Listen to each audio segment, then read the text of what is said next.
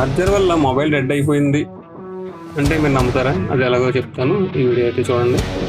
ఇది Samsung S20 plus mobile అయితే dead కండిషన్లో అయితే మన దగ్గరికి రావడం జరిగింది. కస్టమర్ది ఛార్జర్ పోవడం వల్ల మార్కెట్లో దొరికిన తక్కువ రకం ఛార్జర్ అయితే యూజ్ చేయడం జరుగుతుంది.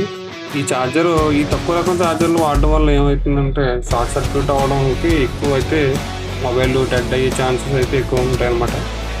ఇలాగే ఇది కూడా డెడ్ అయింది.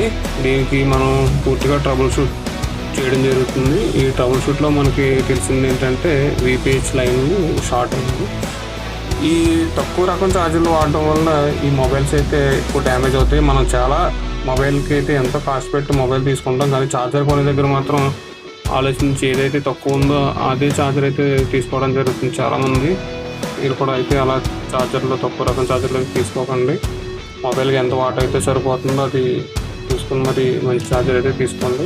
అది ఇలా షార్ట్ అయింది. దీనికి మనం చెక్ చేస్తే ఈ పేజ్ లైన్లో చూడండి, ఇక్కడ షార్ట్ అనేది మీకు ఎలా మనం ఫైండ్ అవుట్ చేసామన్నది మీకు ఈ వీడియో రూపంలో మీకు చూపిస్తున్నాను చూడండి. ఇది చూసారు కదా, ఆ క్యాప్ అనేది షార్ట్ అయింది.